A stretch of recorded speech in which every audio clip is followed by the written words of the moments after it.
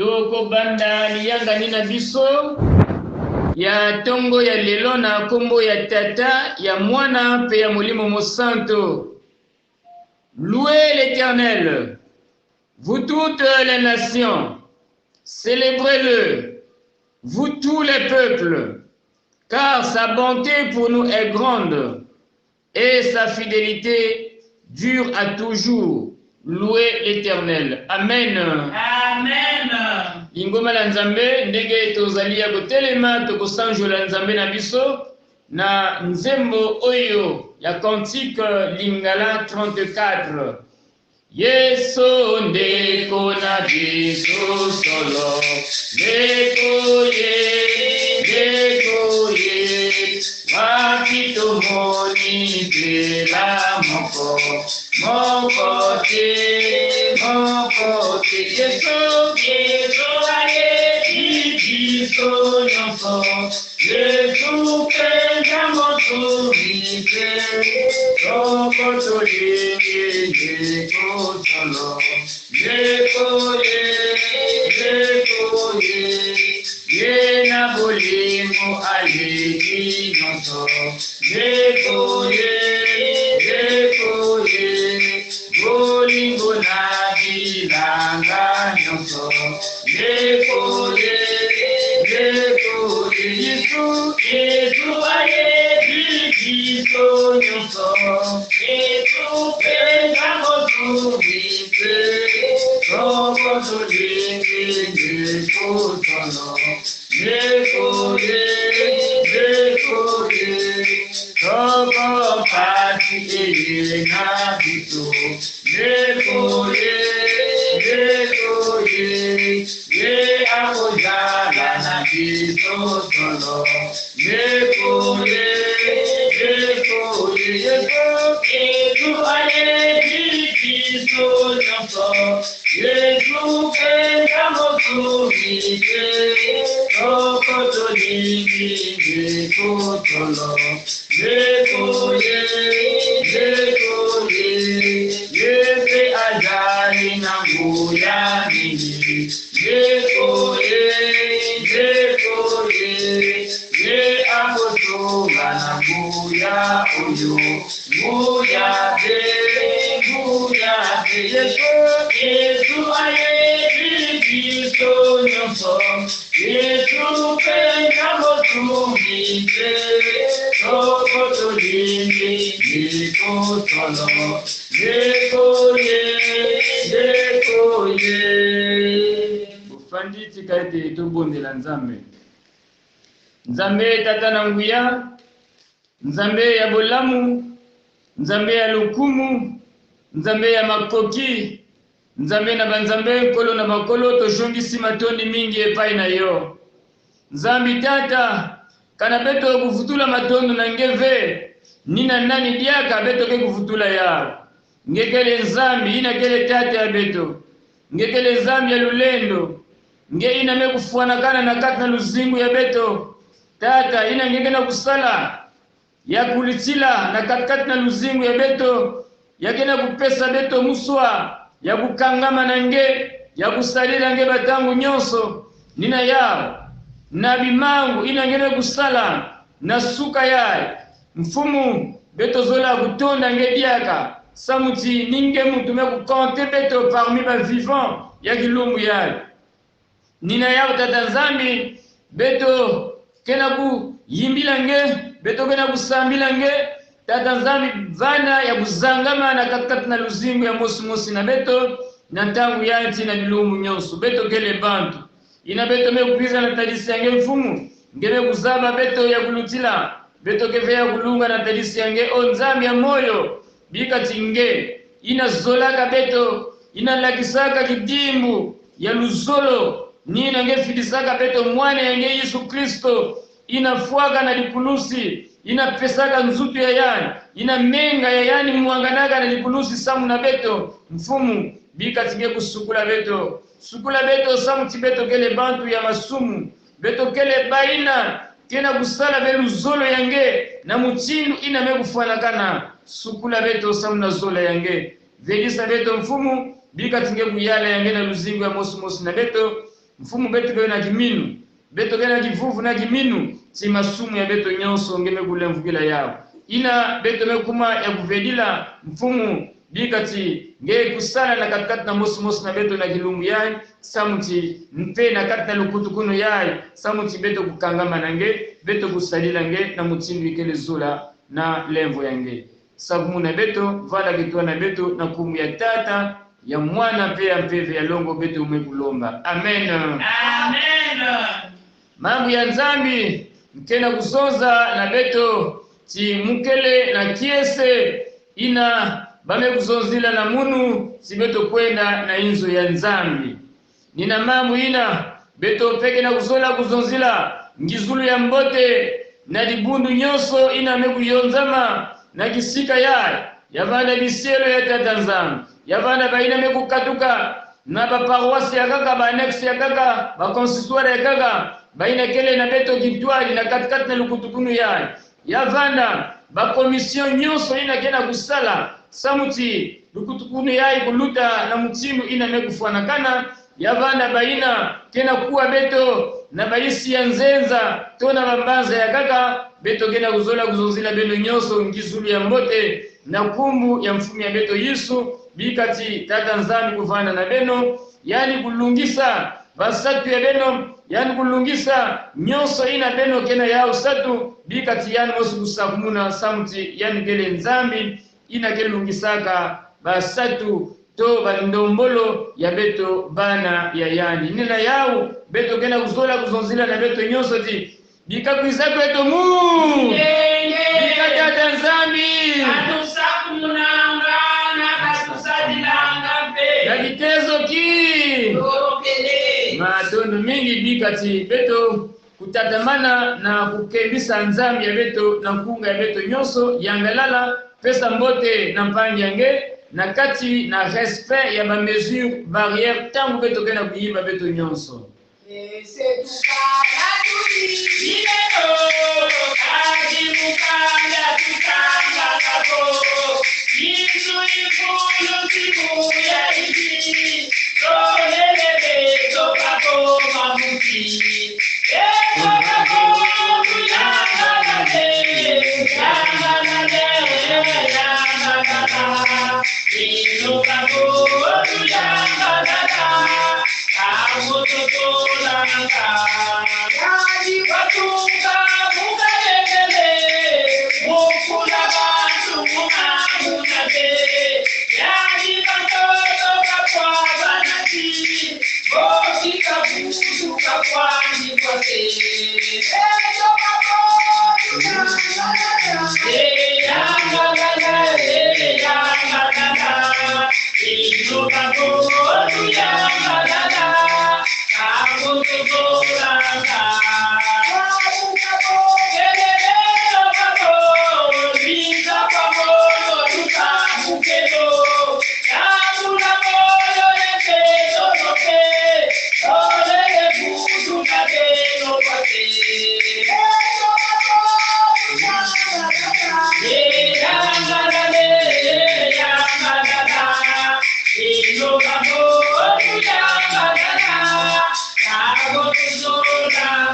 Akiese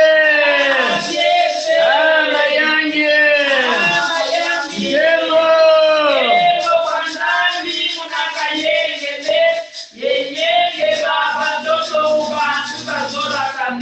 matondo mingi beto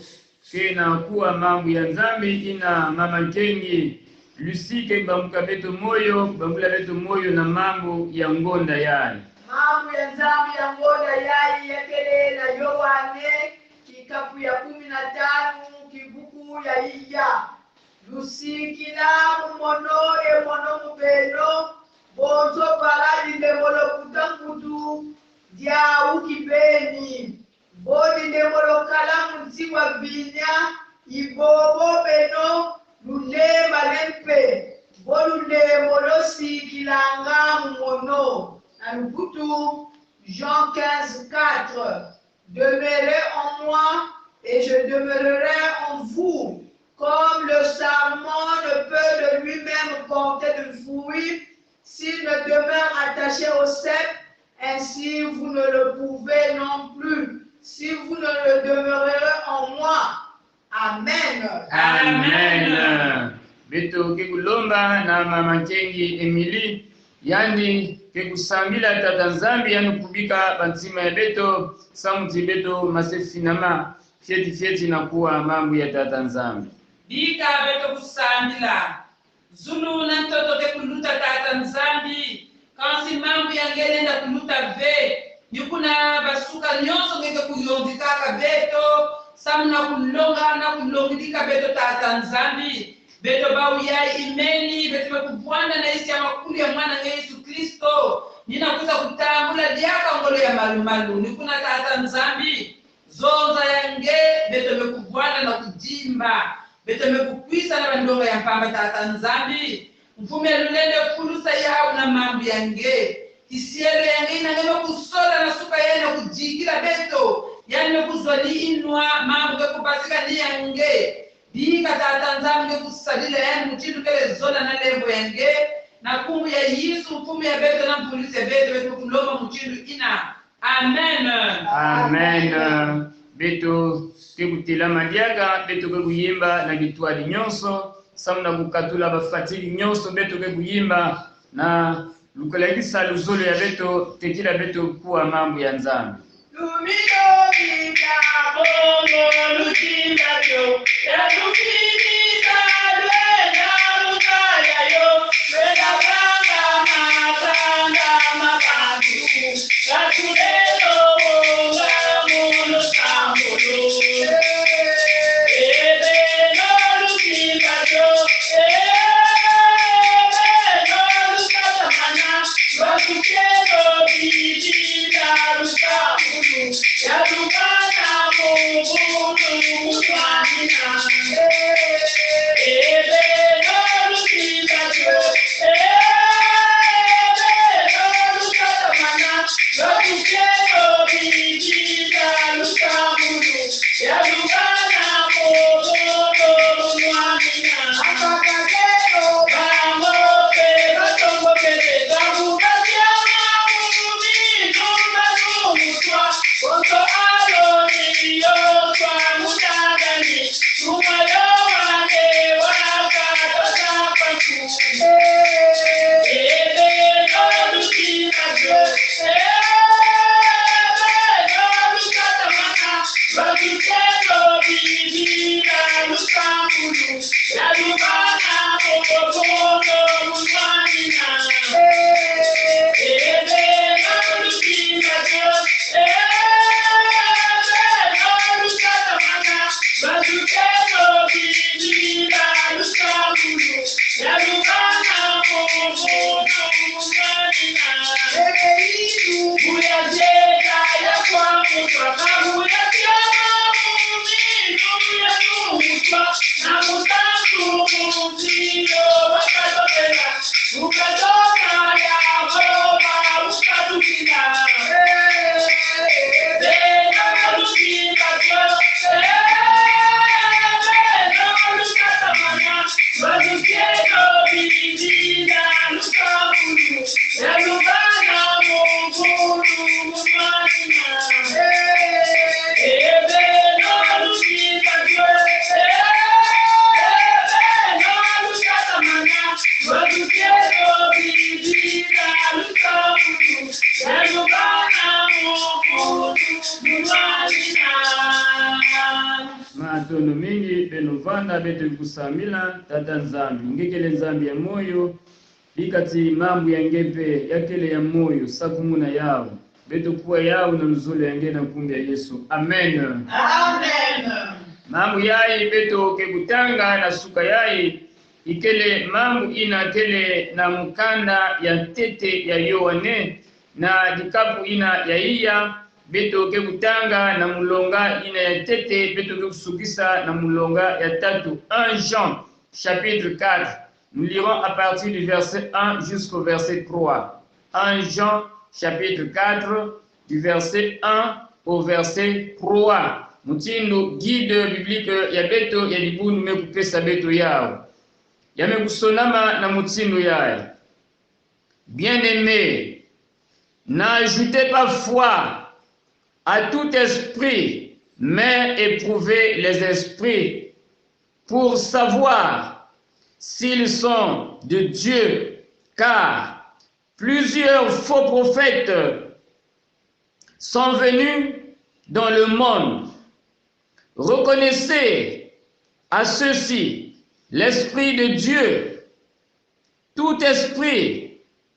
qui se déclare publiquement pour Jésus-Christ, venu en chair, est de Dieu. Et tout esprit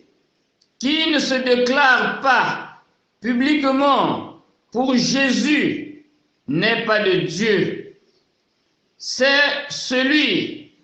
de l'Antéchrist dont vous avez appris la venue et que maintenant est déjà dans le monde. Amen. Amen. Mamu yai bamekupesa na beto tongudi ya jamu yake na kuzonza na luputu. Examinons toutes choses et retenons ce qui est agréable à Dieu dans son église. Yake na kuzonza na bandinga ya beto mosi tososola makambo nyonso mpe tosimba wana ekosepelisa Nzambe na kati ya lingomba na ye. Beto fiongonina mambo nyonso na beto kusimba, beto kubumba yina kele ya kuzolakana na Nzambi na kati ya dibundu ya yandi. Bampangi na bibusi na kati ya Yesu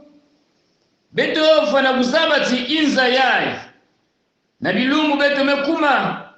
yamekuma kifulu ya bamambu mingi mekufuluka na katikati na inza yai to bakuron ya mutindu na mutindu sungula na katikati na dibundu ya tata Nzambi pe badoctrine bandongolo ya mutindu na mutindu yamekufuluka me ina mekulutila mbote ikeleti mosi na beto fwana kufiongonina yani fwana kuvanda na discernement samuti yani kubwa ve na kati na erreur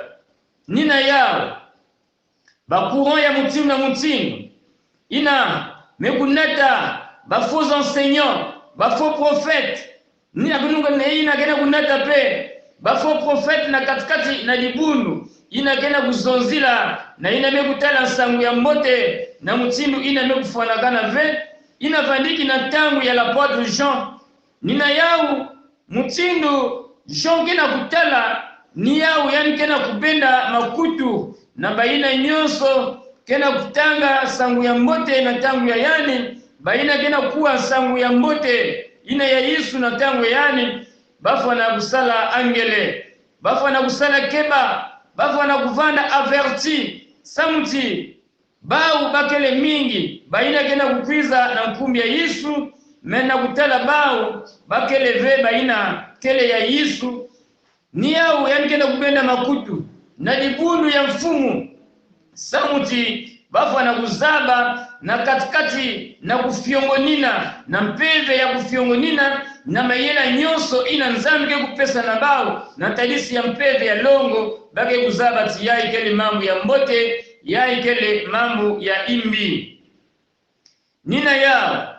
mutindu mfumu yani mosi zonzaka ti bake kukwiza mingi na kumbu ya munu me beno ke kuzaba bao bantu na bantu bene ke kuzaba bao na basalulu ya bao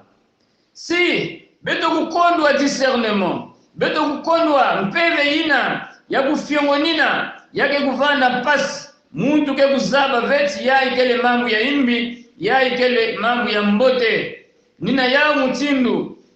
Jean kena kuzonza na mambo yae beto fwana kunzima ve na satu ya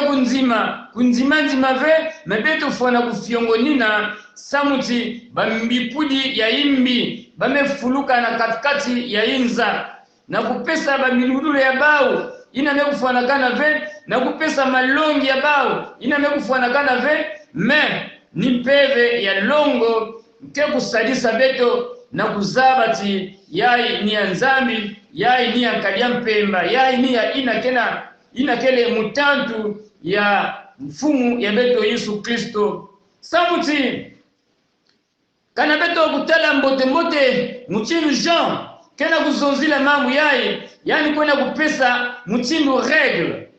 Kana muntu mekuzonza ti yani kele ya Yesu Kristo tompeve yati ya kele ya Yesu Kristo me yafa na kulagisa ya mbote ti yani kenda kusalila pe Yesu, yani mekunzima Yesu. Samuti Yesu ina beto kena kutula kiminu ikele nzambi ina vandiki na mazulu ina kuizaka awa na toto samna kusalisa bantu mamu ina muntu na muntu ekunzima yafa na kuvanda ya kudedama nzila mosi na mamu ina beto kele na yao na kati na mukane ya Biblia. Samuti yafa na kuvanda mamu ina kena kuzonza na makedika nyonso nina yao muntu ina kena kunzima Yesu, yani fana kupesa témoignage, yani fana kupesa kimbangi ina kena kulagisa ti Yesu kele nzambi, Yesu pe vandiki muntu. Yani fana kunzima l'humanité et la divinité de Jésus. Samuti yabakaka kena kuzonza yani vandiki mpeve, yani vandiki mpeve me yani vandiki ve muntu. Or Jésus est l'incarnation de Dieu sur terre. Ni yani vandiki nzambi, yani bikaka kifumu ya mzulu, yani kuizaka na toto awa, yani kubutama na nzutu yai ya bumuntu awa na toto, yani kele muntu mpe ina yani vandiki muntu na toto, yani kubikaka veki mfumu ya yani vandiki penzami. Il était à la fois homme et il était à la fois Dieu. Yani vandiki muntu, yani pe vandiki nzambi. Kana muntu kunzima ve yao yake kuvanda pasi. Samuti Yesu kufuaka, Yesu kufulukaka. Mais un esprit ne peut pas se ressusciter. Ni yao beto fana kusimba ti Yesu vandiki muntu na toto, yani kuizaka na kifuani ya kimuntu awa na toto, yani fuaka. Me ina beto kena kunzima ti Yesu vandiki muntu, yani pe yani vandiki nzambi, ina kele ya kutedama na mambo ya nzambi, ni yao ina beto kena kutula kiminu. Yesu kele nzambi mpe yani kuizaka na toto nina yao, yani kubikaka ve kimfumu ya yani toki nzambi ya yani véritable Dieu et véritable homme. Réellement ba discours nyonso ina bantu kena kuiza kuzonzila na beto fana kuverifier yao, ya fana kuvanda ya kudedama, ya fana kuvanda réalité ya ba données ya ba écritures to ya Bible ya masonoko ya longo ina nzambi pesaka na beto nina yao beto libundu ya bubu yai, beto fana kufiongo nina, beto fana kufiongo nina na mchindu ina mekufana kana. Samuti bantu mingi kena kwiza samu na kuvuna bakwa Kristo na katikati na libundu. Bantu mingi kena kukota na katikati na bisika ine kele mabundu na kuzabisa na bauti mamu ina bagena kulonga beno yake ve mamu ya mbote yai ni beto kena kulonga me yake na kupesa difference mingi men beto sala angele beto fiongo nina yao ngudi ya jamu yai kena kuzonza na beto si beto fwana kufiongo nina mamu nyonso, beto fwana kufiongo nina mamu nyonso, beto simba ina meku dedama ina kele mbote ina tata nzambi lenda kuyangalala na yao na katikati na libundu ya yani yakele na libundu mosi yakele na inza ya soi-disant une église chrétienne iki bao bake salaga bampani bao mutindo baza baki Moïse vandiki kutambula na baton bao mpeka ke zwaga ba baton bake na ndambo ya bainti surtout ba mfumu ya bao bake mongeke fe ba morceau ya inti na bake na ba baton me ba baton ya bao na kupesa ba baton ina lulendo iki bake salaga bake na daka yao na ba cimetière kwenda bidja pendant une semaine ou pendant 9 jours na cimetière. Samuti iti ina ya kukota mpeve kukota na kati na iti ina na baton ina na tangu ina bake kubaka yao bama se kusala bimangu na bao mwasi bake zonzaka ti bake na kwenda kotisa na katikati na babato ya ba umpeve ya longo. Alors que si beto fwana beto fiongonina na mutinu ina kele ya kulutila ya mbote mpeve ya longo ya kele mpeve ina ke katukaka na isi ya toto me ya kele mpeve ina katukaka na mazulu na kilumbu ina ya Pentecote mpeve katukaka ve na isi ya toto me ya kele mpeve ina katukaka na mazulu na tadisi ya tata Nzambi ya katukaka na Nzambi kele mpeve ya Nzambi keve na kati ya toto me Nzambi kele na mazulu kana beto fiongoni na vet bele kuzonza tino beto mpe munu mpe na kuzwa ngolo mufa na kutula bato yayo na cimetière samuti ya kuzwa lulendo samuti masesi muke sala bimangu na yao non beto fana kufiongoni na ba beke kusalaka ba maza ina beke bokilaka ba eau bénite na kutula ba parfum na kati ba maza na ba bouteille kone tula kuna na ba cimetière pendant une semaine pendant 2 semaines na bilungu ina ba kuzenga 9 jours et soi-disant ni maza ina baba kulosa na bantu kusaidisa bantu kusala ke bani yakisa bantu na bimbero me ina peve ya longo ve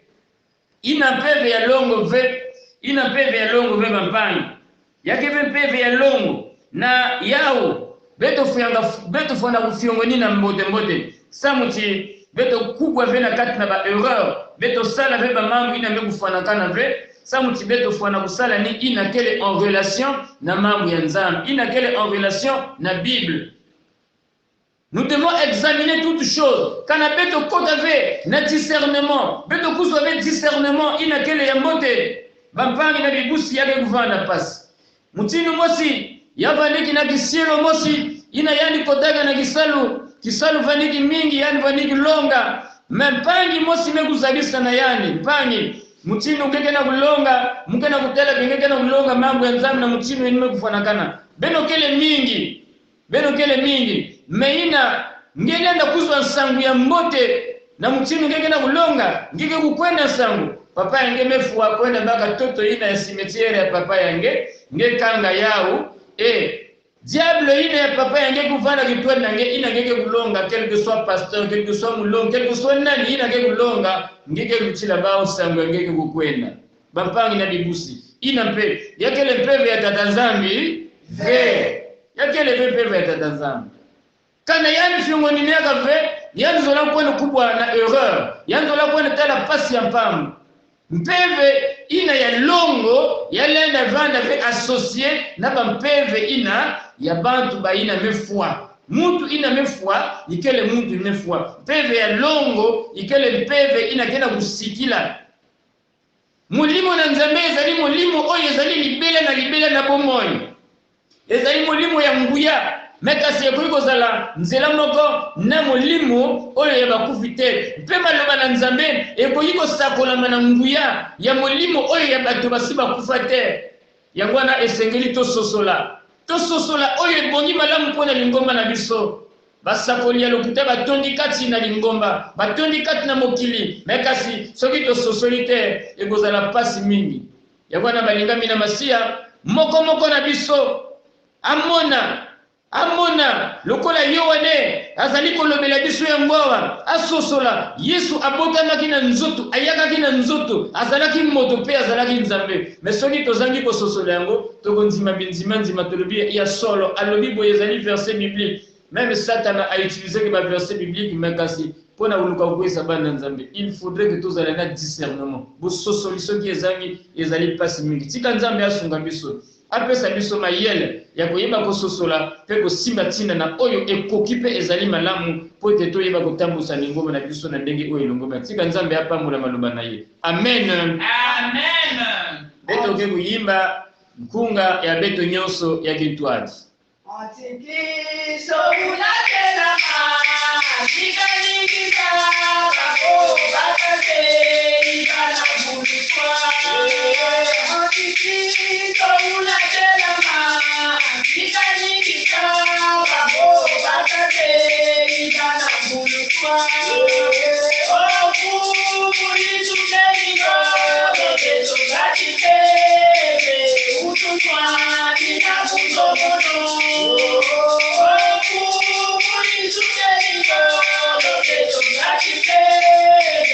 Ututwa nina mudomono,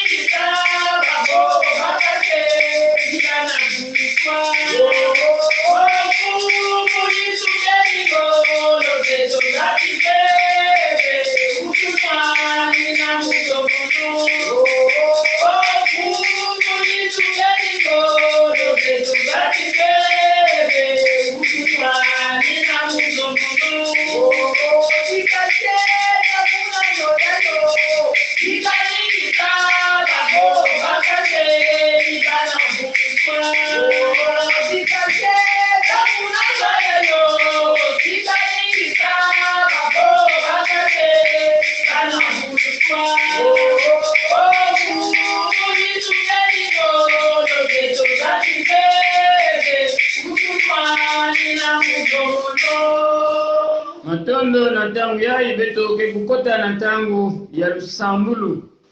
ngikele na jambu inagenda kukwamisa ngesa bila na yau beto fana kuzaba pete inza ya mvimba kena kati na bamvita beto fana kusambira mpena yau samti bamvita ina lenda banda kuna na baisi ya gaga lenda kuentraîner pe baisi ya gaga pe beto nyonso beto lenda vanda concerné ne obika tibeto kusambila Nzambi itati ya beto inagena mazulu. Nge nzambi inagele mfumu. Nge mutume kuvanga inza nyonso ikele mavanga ya nge nzambi. O mfumu ya lulendo, mfumu ya lusabumunu, mfumu ya zola. Bika tinge kutatamana na kuvanda na beto bantangu nyonso. O nzambi itati ya beto inagena mazulu. Takadia mpemba.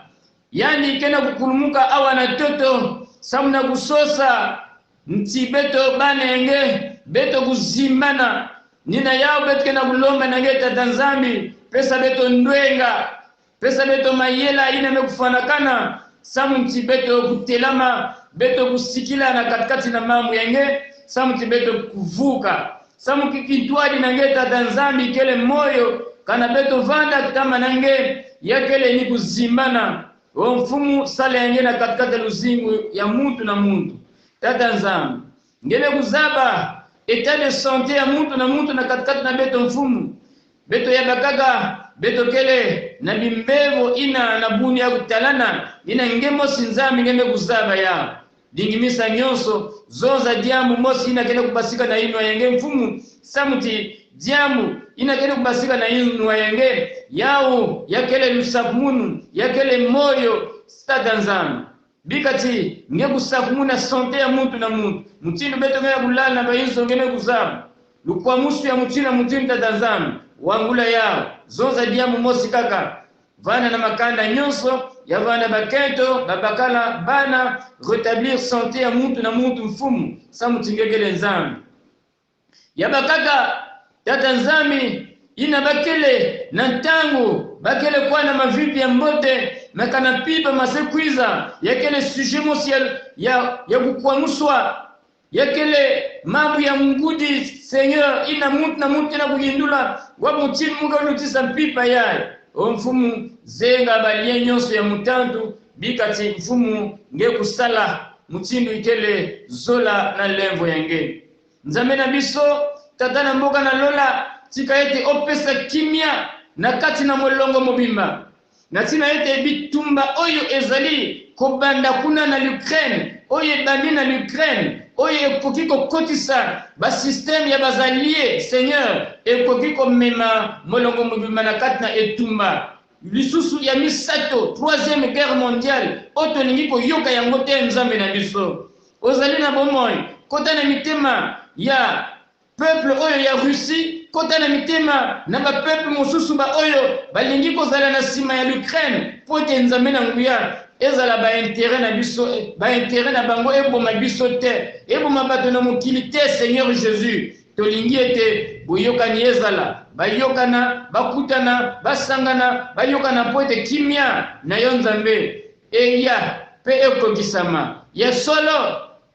tango makomi na yo ezali koloba tango maloba na yo ezali koloba ezali bitumba ya ndenge na ndenge koya menkolo mesunga biso kati na yango toyebi ete tosili komona yango réalité ya maloba na yo ezali mekasi longola biso kati na yango tika ete opengwisa nyonso ezali ya moyini obatela obikisa mpe osunga masi ya nzambe na nguya zala na mabala ebele po te oyebi mikolo oyo mabala mingi ezali kokufa mabala mingi ezali kokufa Seigneur mabala mingi moyini Satana asili koyingela akoti kati na mabala ya bana na yo baoyo bazali awa na mboka na ekolo Congo baoyo bazali na bikili mosusu bipana bipai Seigneur kimia ezali te kati na mabala bato bazali kobalana mekasi bango koumela kati na mabala wana ezali pasi mabala ezali kopanzana kaka boye tolingi solo ete yo opika makati na mabala ya bana na yo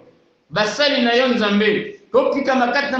na mabala na tina ete tobalana mpona liposa na kobala te me tobalana na tina ete tolakisa bolingo na biso mpe toumela kati na yango o nzambe na biso sunga salisa na tina ete moyini Satana azali koluka bambeba à travers bana na yo à travers basali na yo na kati na sujet oyo ya libala mibatela mabota nyonso nkolo tolingi koprofite mpe kosembola basi ya bazemi na maboko na yo na ntina ete elembo ya césarienne oyo etelemi na katikati na mabota oyo etelemi katikati na bandako Seigneur yo yeba kolongola yango kwesa bambeli nyonso Seigneur oyo ya opération oyo esili kotelema likolo na basi na zemi batela bikisa mpe sunga kimia na yo oyo eleki mayele nyonso nzambe ekokisama katikati na lingomba kati na mokili mpe kati na mabota mobimba elikia na biso ezali epai na yo nzambe ete yo moko ozali kosala mpe okosala oyo ya koleka tika ete kombo na yo ekumisama mpe bokonzi na yo esanjolama ntina ete libela na libela yo ozali nzambe na kombo na Yesu toza na eliki ete oyo tosengi epai na yo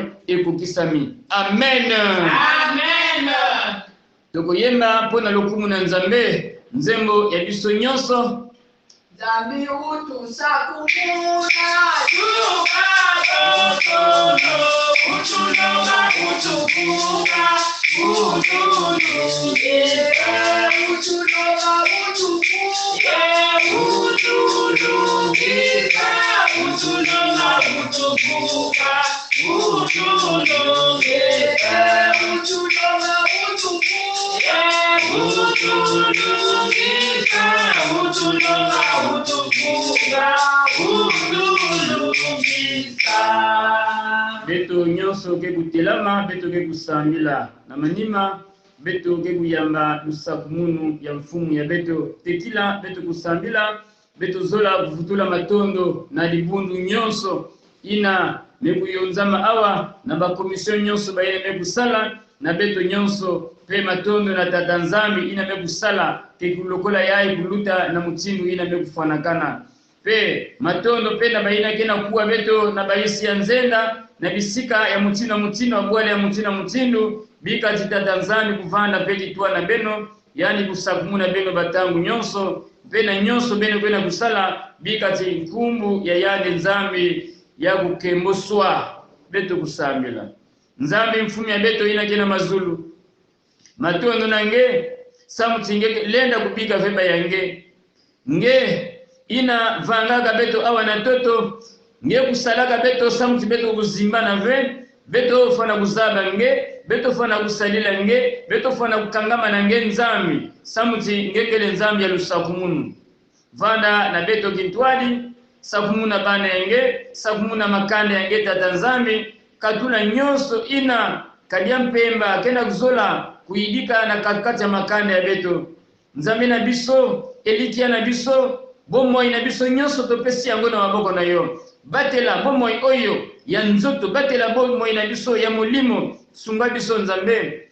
sunga biso na tina ete soki osungi biso tokokuya kati na ba erreur te pesa biso mayele mayele ya koyeba kososola mabe na malamu elikia na biso epai na yo kaka tika kombo na yo ekumisama pe bokonzi na yo esanjolama batela biso banda tango oyo pe libela na libela na kombo na Yesu po ete ozali nzambe pe elikia na biso tosenge bongo ngeye mfumu wetu Ezambieto ufweni mutambula nkembo yenzitusu yelulendo kadingeye wasemanga byonsono mudyamu bya luzolo lwaku byakala yebyasemwa. amen Amen. leto kemuyamba lusakumunu ya mfumu bikati lembo ya mfumu ya beto Yesu Kristo zola ya nzambi tata ya beto inakena mazulu na kitwadi ya mpeve ya longo ya kuvanda mpe ya kusikila na beto bantangu nyoso na nkumi ya Yesu bana ya nzambi beno kwenda kati na kiyenge ya mfumu ya beno amen Amen. yeye